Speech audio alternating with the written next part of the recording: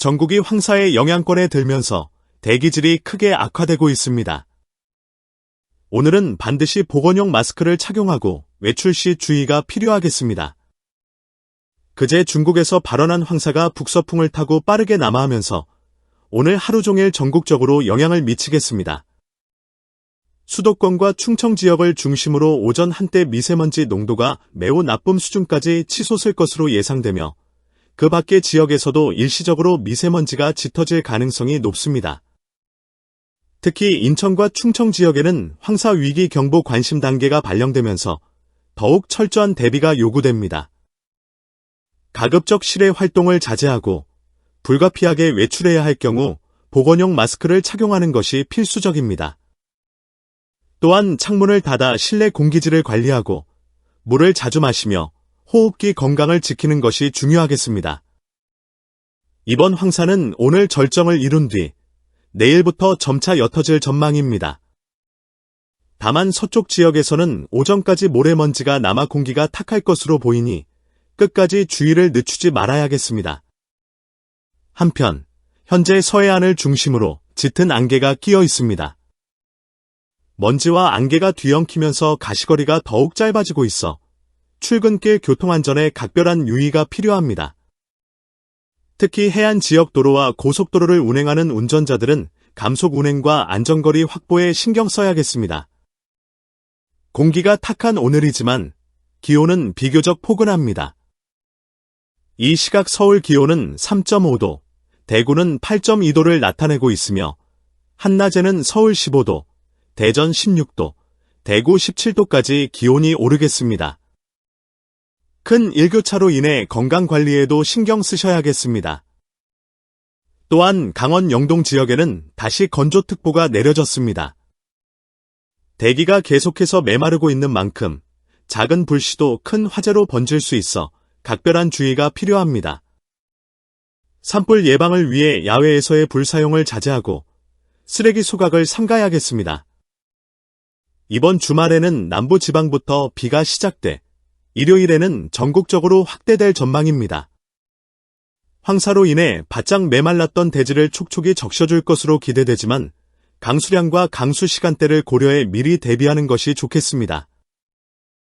중국 동북부에 중심을 둔 저기압의 거대한 소용돌이가 동쪽으로 이동하고 있습니다. 저기압 중심에서 뻗어나온 전선의 짙은 구름이 우리나라를 스치고 지나갑니다. 몽골 쪽에서 발생한 저기압에서는 강한 상승기류가 형성되며 사막의 모래먼지를 하늘 높이 뿜어 올립니다.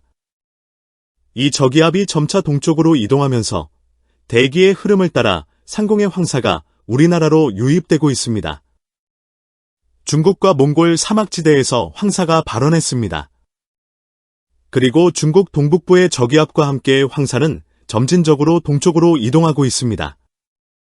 기상청의 예보에 따르면 3월 14일 금요일경에는 옅은 황사가 우리나라 전역을 덮을 것으로 보입니다.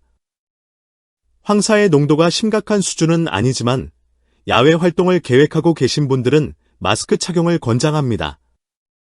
15일 토요일경에는 제주도 남쪽 해상에서 남한저기압이 새롭게 발생할 것으로 예상됩니다.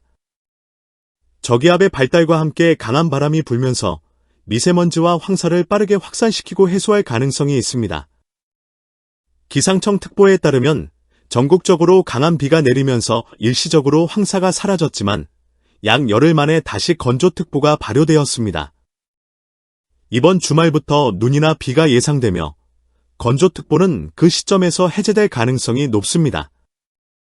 동해안을 중심으로 바람이 강해지고 있으며 파도도 점차 높아지고 있습니다. 이에 따라 울릉도와 독도에는 강풍주의보가 내려졌으며 동해 먼바다에는 풍랑주의보가 발효되었습니다. 3월 12일 수요일 울산시 온산에서는 일최고 기온이 22.6도를 기록하며 5월 중순과 비슷한 따뜻한 날씨를 보였습니다. 낮 동안 강한 햇살로 인해 기온이 더욱 온화하게 느껴졌습니다. 반면 강원도 양양 설악산에서는 최저기온이 마이너스 4.7도로 기록되면서 아침과 밤에는 여전히 쌀쌀한 기온차를 보이고 있습니다. 일부 지역에서는 낮과 밤의 기온 차이가 15도 이상으로 크게 벌어지고 있어 건강관리에 유의해야 합니다. 3월 13일 목요일 정오를 기준으로 한반도 북부를 지나갔던 저기압은 일본 홋카이도 부근까지 이동한 상태입니다. 그와 동시에 우리나라 상공에는 고기압이 자리 잡고 있습니다. 기상학적으로 등압선이 패곡선 형태를 이루고 있을 때 이를 고기압이라고 합니다. 하지만 현재 우리나라에 형성된 것은 패곡선이 없는 형태로 정확히는 기압능이라고 부릅니다. 고기압이나 기압능의 특징은 주변보다 기압이 높아 기류가 발산되며 구름이 형성되기 어렵다는 점입니다. 따라서 우리나라는 대체로 구름 없는 맑은 날씨가 이어질 가능성이 높습니다. 제주도 남쪽 해상에는 정체전선의 비구름이 형성되어 있습니다. 정체전선은 세력이 비슷한 한기와 난기가 충돌하는 경계에서 형성됩니다. 만약 한기나 난기 중 한쪽이 우세해질 경우 정체전선 위에 저기압이 형성되기도 합니다. 3월 14일 금요일, 저기압 중심이 쿠릴 열도 부근까지 이동하면서 등압선 간격이 좁아지는 것을 볼 수 있습니다. 이는 저기압이 강하게 발달하고 있다는 것을 의미합니다. 저기압에서 뻗어나온 비구름이 한랭전선이며 이 한랭전선은 한기가 난기를 밀어내는 경계에서 형성됩니다. 또한 정체전선은 한기와 난기의 세력이 비슷할 때 나타나는 현상입니다. 이처럼 한랭전선과 정체전선의 경계는 경우에 따라 모호해질 수 있습니다. 3월 15일 토요일 정오, 동해에는 둥근 등압선의 패곡선이 형성되었으며 이제 이를 정식으로 고기압이라고 부를 수 있습니다. 한편 제주도 남쪽 해역에는 등압선이 위로 돌출된 형태가 나타났습니다. 이는 과거 대만 선인머리 저기압이라고 불렸던 시스템으로 최근에는 남한저기압이라는 명칭이 사용되고 있습니다. 남한저기압은 급격히 발달하며 폭풍을 초래할 가능성이 있습니다. 역사적으로도 이러한 저기압은 대재해를 일으킨 사례가 많습니다. 예를 들어 1970년 1월 29일의 일기도를 살펴보면 당시에는 컴퓨터가 없던 시절로 기상도는 모두 수작업으로 작성되었습니다. 그때도 대만 동쪽 해역에서 남한저기압이 발생했으며 1월 30일에는 큐슈 남쪽까지 이동하면서 중심기압이 1002MB까지 떨어졌습니다.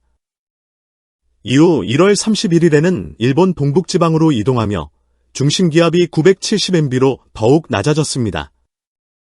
단 하루 만에 32MB나 기압이 하락하며 폭탄저기압이 형성되었습니다.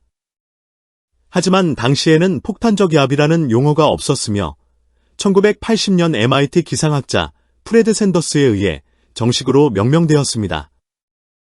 2022년에는 슈퍼태풍 흰남노가 경남 거제시에 상륙하며 중심기압이 955헥토파스칼까지 떨어졌던 사례도 있습니다.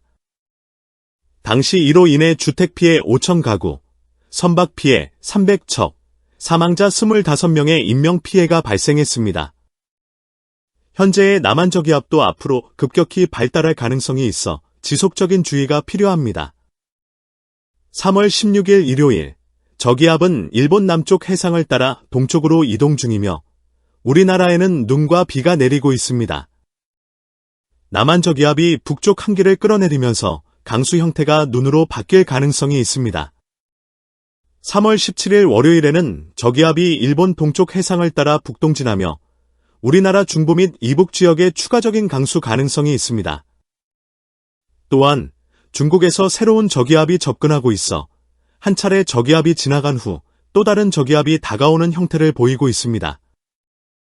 3월 18일 화요일, 새로운 저기압이 한반도 중심을 통과할 가능성이 있습니다. 이 저기압은 앞서 지나간 남한저기압보다는 규모가 작지만 여전히 강한 바람을 동반할 전망입니다. 바람이 강하게 불면서 폭설로 이어질 가능성이 있으며 앞으로 5일 동안 저기압의 이동 경로와 강수 형태가 변동될 가능성이 높습니다. 이에 따라 지속적인 기상 관측과 대비가 필요합니다.